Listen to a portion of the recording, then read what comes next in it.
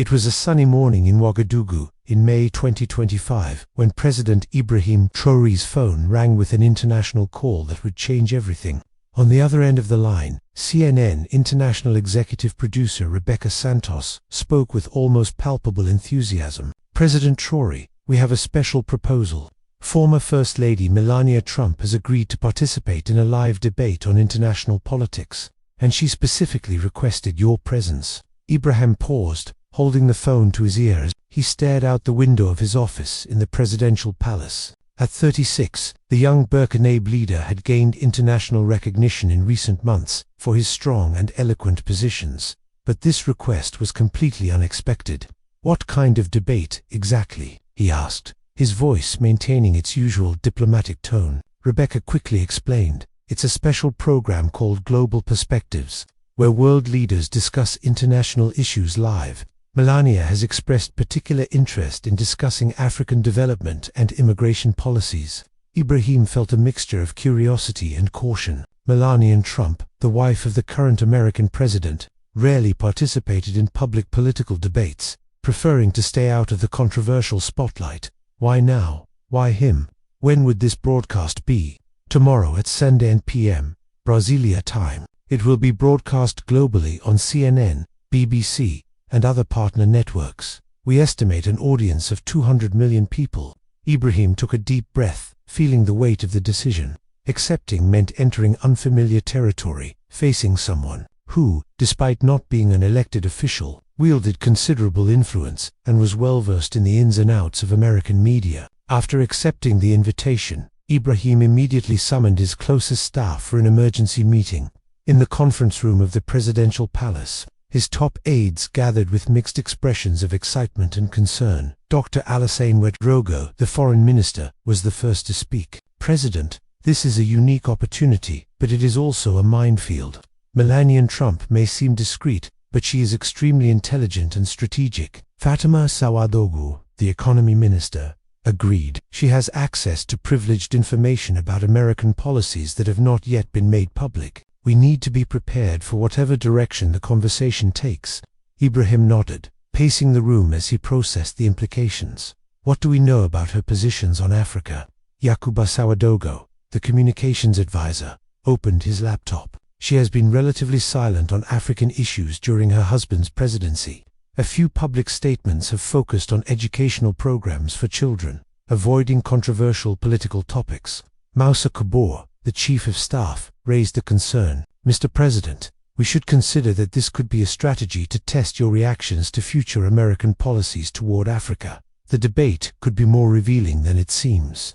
Ibrahim stopped walking and looked at his staff. Then let's use this to our advantage. If she wants to test our positions, we will show her exactly who we are and what we stand for. Ibrahim Traoré, the president's wife, who had been listening silently, finally spoke up. Ibrahim, remember that you will be representing not just Burkina Faso, but an entire generation of African leaders. Be authentic. Throughout the afternoon and evening, Ibrahim studied briefings on recent American policies, African economic statistics, and potential points of contention. He knew that Melania Trump had specifically chosen to debate him for a reason he did not yet fully understand. The next morning, CNN technicians set up a temporary studio in the presidential palace in Ouagadougou. With high-definition cameras and satellite transmission equipment, Ibrahim watched the final preparations, dressed in a smart gray suit that Ajara had chosen especially for the occasion. The equipment in New York is testing the connection, said the American technical director, Jim Morrison, who had flown in to oversee the broadcast. The audio and video quality is perfect. Across the Atlantic, in a private studio in Manhattan, Melania Trump was making her own preparations. Dressed in a crisp navy blazer, she reviewed her notes with the assistance of her personal team of aides.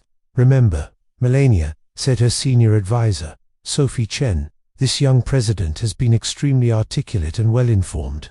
Don't underestimate his responsiveness. Melania smiled thinly. I don't mean to underestimate anyone. I'm curious to see how he really thinks. By 2:45 p.m. EDT, both studios were ready. The main presenter, Anderson Cooper, was doing final audio checks from Atlanta. Good afternoon, President Traoré. Can you hear me clearly? Perfectly, Anderson. Ibrahim replied, his voice calm and confident. "Mrs. Trump, how is the connection from New York?" "Excellent, Anderson. I look forward to our conversation," Melania said, her voice carrying a slight accent that made her words all the more intriguing. Ibrahim adjusted the microphone and looked directly into the camera. In a few minutes, he would be speaking to one of the most influential women in the world, in a conversation that would be watched by millions of people.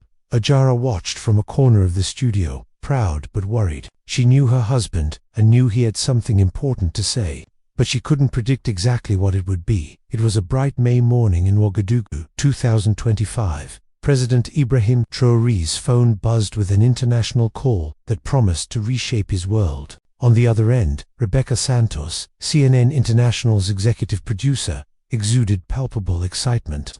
"President Traoré," she began, "we have an extraordinary proposal.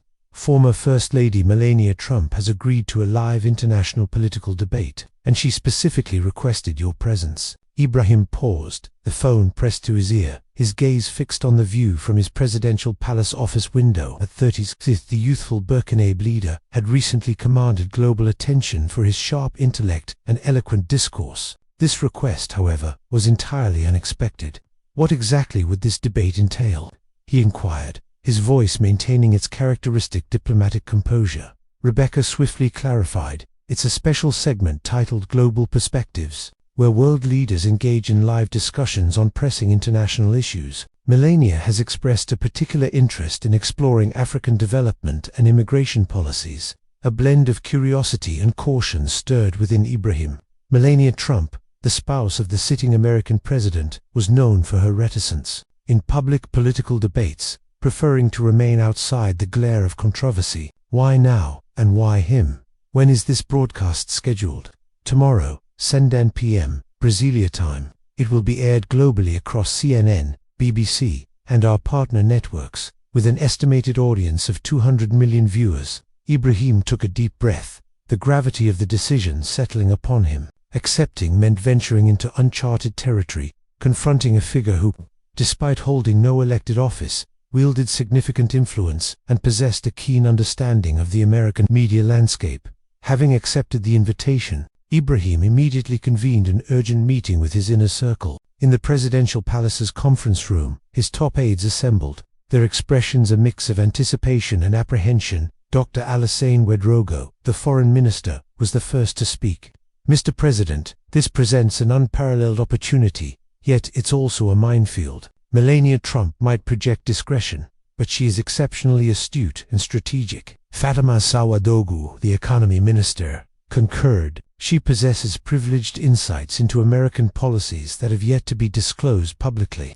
We must be prepared for any direction the conversation might take." Ibrahim nodded, his pacing reflecting his contemplation of the implications. "What do we know of her stance on Africa?" Yakuba Ouedraogo, the communications advisor, opened his laptop. "She has maintained a relatively low profile on African affairs during her husband's presidency. Her few public statements have primarily focused on children's educational programs, sidestepping contentious political subjects." Moussa Kabor, the chief of staff, voiced a concern. "Mr. President, we should consider this might be a strategic move to gauge your reactions to future American policies concerning Africa. The debate could prove more revealing than it appears." Ibrahim halted his pacing and met his staff's gazes. "Then, let us seize this advantage. If she intends to test our positions, we will unequivocally demonstrate who we are and what we stand for." Ajara Traoré, the president's wife, who had been listening in silence, finally offered her perspective. "Ibrahim, remember, you'll be representing not just Burkina Faso, but an entire generation of African leaders. Be authentic." Throughout the afternoon and into the evening, Ibrahim delved into briefings on recent American policies, African economic data, and potential areas of contention. He remained certain that Melania Trump had specifically chosen him for this debate, for a reason he still couldn't fully grasp. The following morning, CNN technicians meticulously set up a temporary studio within the presidential palace in Ouagadougou, complete with high-definition cameras and satellite transmission equipment. Ibrahim observed the final preparations. Impeccably dressed in a sharp grey suit Ajara had specially selected, "The New York equipment is confirming the connection," stated Jim Morrison, the American technical director who had flown in to oversee the broadcast. Audio and video quality are flawless. Across the Atlantic, in a private Manhattan studio, Melania Trump was completing her own preparations. Clad in a crisp navy blazer, she reviewed her notes with her personal team of aides. "Remember, Melania," cautioned Sophie Chen, her senior advisor, "this young president is exceptionally articulate and well-informed. Do not underestimate his responsiveness." Melania offered a thin smile. "I intend to underestimate no one. I'm simply eager to discern his true convictions." By 2:45 p.m. EDT, both studios were primed. Anderson Cooper, the primary presenter, conducted final audio checks from Atlanta. "Good afternoon, President Traoré. Can you hear me clearly?" "Perfectly, Anderson," Ibrahim responded, his voice steady and assured. "Mrs. Trump, how is the connection from New York?" "Excellent, Anderson. I anticipate our conversation," Melania replied, her voice imbued with a subtle accent that lent an intriguing quality to her words. Ibrahim adjusted his microphone and met the camera's lens directly. In mere minutes, he would be engaging in a discourse with one of the world's most influential women, a conversation millions would witness. Ajara watched from a discreet corner of the studio, a mix of pride and apprehension in her gaze. She knew her husband well, and she knew he had something significant to convey, though she couldn't predict its exact nature.